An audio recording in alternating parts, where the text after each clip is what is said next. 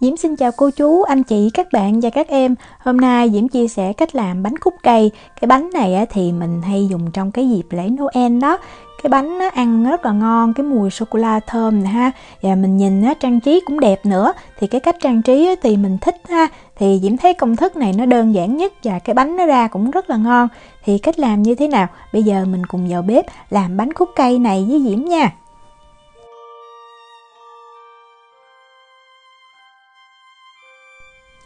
Đầu tiên mình sẽ đi làm cái phần kem sô-cô-la. Thì ở đây Diễm có hai cái loại sô-cô-la. Một loại thì cái cacao của nó tới 70%. Tại vì Victu nhà Diễm nó không có thích ăn cái bánh đắng nên Diễm pha hai loại. Thì tùy mình thích mình sẽ cân vô 120g. Sau đó mình sẽ cắt ra cho nó nhỏ đó, nó nhỏ nó nhuyễn cũng được. Bắt một cái nồi lên bếp mình đong vô 400ml kem tươi ha. Sau đó mình bật bếp lên mình nấu cho cái kem tươi này nó sôi. Nếu mình dùng bếp điện từ thì mình dùng cái cây phết bột như Diễm nè, mình khuấy ở dưới đáy để nó không có bị cháy. Khi vừa sôi thì mình nhắc khỏi bếp liền nha, để nó bị trào á. Mình cho liền vô cái sô-cô-la để giúp cho cái sô-cô-la này nó tan ra. Mình vừa cho mình vừa khuấy ha. Mình khuấy tới khi nào mà mình thấy là nó tan đều hết đó, cái này ở dưới nè, nó còn nè. Nếu mình khuấy mình thấy chưa tan, mình có thể dùng cái rây đó mình rây lại. Sau khi mà khuấy tan đều mình đậy kín, mình cất trong tủ lạnh từ 6 tới 12 tiếng nha, cho nó nguội và nó đông thì mình đánh lên nó mới bong cứng.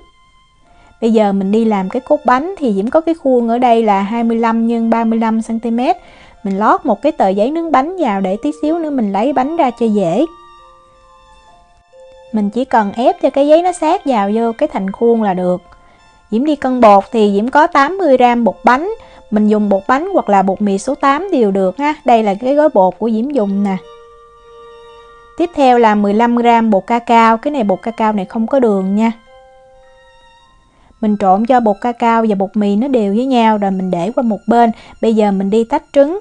Thì trứng gà Diễm có 4 cái trứng. Thì Diễm cân là 68g. Có vỏ luôn nha. Mình sẽ tách ra 3 lòng đỏ riêng. Và mình tách một trứng nguyên vô 3 cái lòng đỏ. Diễm đi cân tiếp 30g sô-cô-la. Thì cái sô-cô-la này Diễm dùng cái hàm lượng cacao của nó là 45%. Tiếp theo là 30g bơ. Bây giờ mình sẽ đi làm tan cái bơ và sô-cô-la này. Mình có thể cho vô nồi mình khuấy với lửa nhỏ cho nó tan cũng được. Diễm thì Diễm cho vô trong cái lò vi sóng Diễm cho 3 lần, mỗi lần 20 giây tức là sau 20 giây mình lấy ra mình khuấy tí xíu, xong mình cho vô tiếp 20 giây nữa. Đó, tới khi mà mình thấy nó tan nó đều như vậy là được. Cái hỗn hợp 3 lòng đỏ và 1 trứng nguyên Diễm cho vô 50g đường cát.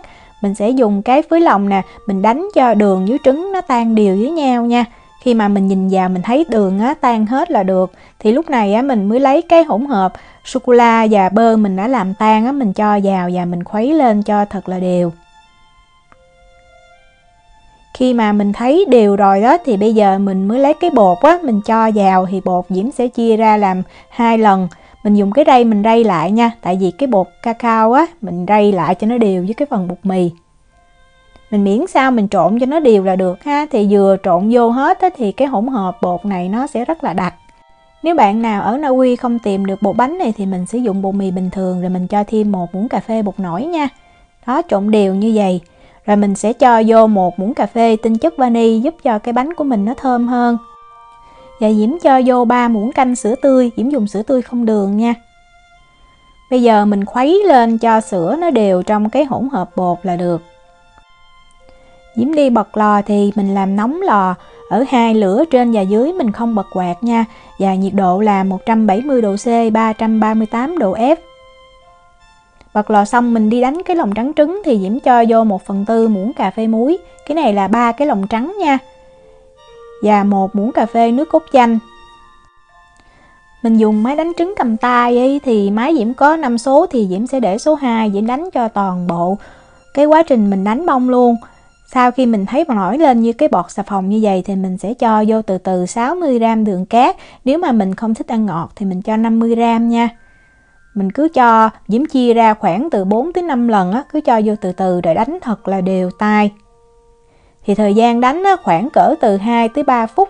Mình đánh cái chớp mềm nha. Đó, lúc mình kéo lên mình thấy nó ngoặt xuống như vậy là được. Mình đánh chớp cứng quá thì cái bánh nó dễ xẹp với lại khó trộn bột lắm.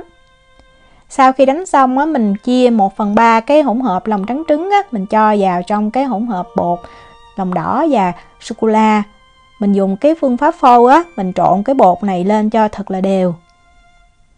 Nhớ trộn đều nha. Trộn đều xong hết rồi á, thì bây giờ mình sẽ cho ngược vô lại cái hỗn hợp lòng trắng trứng. Và mình cũng dùng cái phương pháp phô á, để mình trộn cho hai cái hỗn hợp này nó thật là đều với nhau. Thì thời gian á, mà Diễm trộn xong cái này thì khoảng hơn 1 phút á.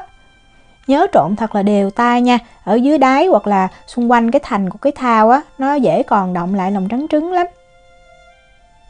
Mình cứ trộn nhẹ nhàng đều tay là được. Mình giúp giữ cái bọt khí á, tại vì công thức này mình không có cần dùng bột nổi mà cái bánh của mình nó cũng xốp và nó ngon. Khi mà mình trộn xong á, mình kéo lên, mình thấy nó chảy xuống như vậy nè, là rất là ngon. Đừng có lỏng quá nha.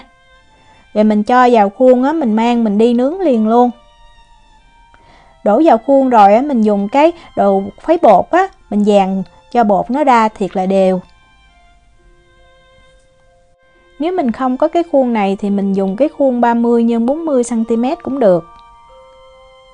Sau đó Diễm sẽ khỏ cái bánh này lên cái mặt phẳng á, vài cái rồi mình mang vô mình nướng. Mình đặt bánh ở cái rãnh giữa của lò nha. Và mình nướng trong vòng từ 15 cho tới 20 phút. Thì cái bánh này á, Diễm nướng khoảng 17 phút á, thì Diễm thấy nó vừa chín. Mình kiểm tra bánh chín bằng cách là mình lấy cái tăm á, mình xiên vào. Nếu mà mình thấy cái cây tăm của mình nó rút ra nó thật là khô ráo á, thì cái bánh mình nó chín rồi. Mình đừng có nên nướng lâu quá, tại vì nướng lâu quá làm cho cái bánh mình khô nó không có ngon. Bánh chín rồi thì Diễm lấy ra và Diễm dùng một cái tờ giấy đó, cái này là giấy đồ ăn nè, mình úp ngược lại. Mình lấy bánh ra khỏi khuôn liền luôn nha, không cần đợi bánh nguội. Mình nhẹ nhàng mình gỡ xung quanh thành của cái bánh trước. Chứ nếu mà mình kéo ra liền thì cái bánh này nó dễ bị rách, tại vì nó mềm lắm. Kéo ra xong rồi thì mình sẽ cuộn bánh lại liền luôn nha. Lưu ý là không để nguội, tại để nguội có thể nó khó cuộn hơn. Mình cuộn luôn cái phần giấy ở trong. Mình để ở đây cho bánh nó nguội. Khi bánh nguội rồi thì mình mới mang ra mình cắt mình trang trí. Bây giờ mình đi làm cái phần nước mà mình tẩm vô bánh giúp cho cái bánh nó mềm và nó ngon. Thì Diễm có 40 g đường cát. Diễm đông vô 50 ml nước. Mình bật bếp lên đó, mình nấu cho đường với nước nó tan đều với nhau. Mình dùng cái đồ khuấy bột đó, mình khuấy cho đường nó mau tan. Khi mà nước vừa sôi và đường tan thì mình nhắc khỏi bếp. Mình để cho cái hỗn hợp nước đường này nó nguội tí xíu ha. Sau đó Diễm sẽ chế nó ra và bây giờ á, mình pha thêm rượu vào. Thì ở đây Diễm có cái chai rượu này là rượu trái cây á, nó gọi là liqueur á. Thì cái rượu này cái vị của nó chua ngọt, rất là ngon và thơm nữa. Làm cái bánh này thì mình nên sử dụng cái rượu trái cây này thì nó sẽ ngon nha. Diễm đông vô 50 ml rượu trái cây, cái này nó làm từ táo, mình lấy rượu làm từ cái trái anh đào cũng ngon. Mình khuấy cho nó đều với nhau. Rồi bây giờ mình mang cái phần kem á, mình đã cất trong cái tủ lạnh cho nó thiệt là lạnh rồi, mình ra mình đánh bông lên. Mình đánh ở cái tốc độ cao nhất ha, tới khi nào mà mình thấy cái kem nó bông đặc là được. Đừng có đánh cho nó cứng quá nha, nó cứng quá thì nó dễ bị tách bơ á. Đó, Diễm đánh tới như vậy á, thì Diễm ngưng. Mình đánh mềm hơn á, thì mình làm cái bánh nó dễ bị chảy ha. Như vậy thì Diễm thấy rất là vừa. Cái cuộn bánh đã nguội rồi á, bây giờ mình gỡ giấy ra nha. Mình lấy cái phần rượu tẩm bánh á, mình cho đều lên trên bánh. Thì cái liều lượng này thì Diễm cho chắc hơn 1/2 nó sẽ còn dư lại nha. Cái lượng mà nước tẩm bánh này nè. Ở đây Diễm có cái trái anh đào nó ngâm trong cái giống như nước đường vậy đó, nên cái vị nó chua chua ngọt ngọt ngon lắm. Còn nếu mà mình không có thì mình dùng trái cây tươi hoặc là mình dùng mứt. Diễm sẽ xếp trái anh đào này nè vô một hàng ở giữa bánh luôn, tại lúc mình cuộn lại nhìn giống như là ngay nó có cái lõi ở giữa là trái cây. Rồi Diễm lấy cái kem sô-cô-la đó, mình trét một cái lớp mỏng lên trong cái mặt bánh này nha. Tại mình cuộn lại có lớp kem thì giúp cho cái bánh nó mềm, nó ẩm, nó ngon. Mình cuộn chặt tay ha, cho cái cuộn bánh của mình nó chắc. Diễm lấy thêm cái tờ giấy này là giấy đồ ăn, gói đồ ăn đó. Diễm siết cái bánh nó lại cho nó chặt hơn tí xíu nữa. Mình dùng một cái miếng gì mỏng mỏng đó, mình vừa kéo mình vừa siết lại như vậy, giúp cuộn bánh của mình nó chắc á. Sau khi làm cho cuộn bánh chắc rồi á, thì tùy mình thích ha. Thì ở đây á, Diễm sẽ cắt ra một miếng như vậy để mình trang trí. Còn nếu mà mình không thích thì mình để nguyên cái bánh thôi cũng được. Đó, cắt ra ở bên trong. Thì cái khúc nhỏ đó Diễm sẽ chia nó ra làm đôi nha. Mình cắt xéo á, để mình để lên cái bánh cho nó vững, nó không bị rớt. Cố gắng để cho nó vững ha, tại không mấy chút mình trang trí là mình bưng đi nó dễ rớt ra ngoài, không có đẹp. Đó là như vậy. Rồi bây giờ mình lấy kem mình nặn lên. Nếu mà mình không có túi bóc bông kem thì mình cứ trét kem lên bình thường.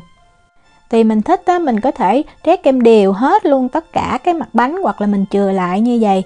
Rồi mình dùng cái nĩa đó, mình tạo thành những cái sọc như vậy cho nó nhìn nó tự nhiên, nó giống cái khúc cây thật á. Cái vòng tròn này á, thì Diễm cũng dùng cái nĩa này Diễm xoay một vòng. Rồi mình có những cái lá khô, hoặc này là Diễm có lá thông tươi luôn nè. Diễm gắn vô, có thêm cái màu xanh giúp cho cái bánh của mình á, nhìn nó đẹp hơn. Mình tùy mình có trái cây nào thì mình trang trí lại đó ha, đủ màu sắc thì cái bánh của mình nhìn nó sinh động. Vậy là mình đã trang trí xong rồi. Diễm thì ít trang trí bánh kem lắm, cái bánh này lâu lâu mới làm một lần á. Bây giờ để cho giống như là mùa đông á, thì mình sẽ rắc lên tí xíu đường bột nữa, giống như tuyết vậy đó. Bây giờ mình cho tuyết rơi lên bánh nha. Bánh này á, thì sau khi trang trí xong mình nên cất vô trong tủ lạnh cho cái kem nó cứng lại tí xíu thì mình ăn sẽ ngon hơn. Để Diễm cắt bánh ra, cái bánh nó mềm ha. Ở trong á, thì cái vị sô-cô-la, nếu mà làm sô-cô-la mà 45% như Diễm thì nó đắng vừa thôi, nó không có đắng lắm. Victu nhà Diễm thì nó thích như vậy. Bánh ở trong rất là mềm và cái nhân kem nó thơm, nó béo, có một tí xíu mùi rượu nữa. Diễm chúc cô chú, anh chị, các bạn và các em thành công với món bánh cúc cây này nha. Nếu mà có thắc mắc gì thì cứ để lại lời nhắn hoặc là nhắn tin cho Diễm. Diễm cảm ơn sự theo dõi, quan tâm video rất là nhiều. Hẹn gặp lại trong những video tiếp theo. Chào tạm biệt.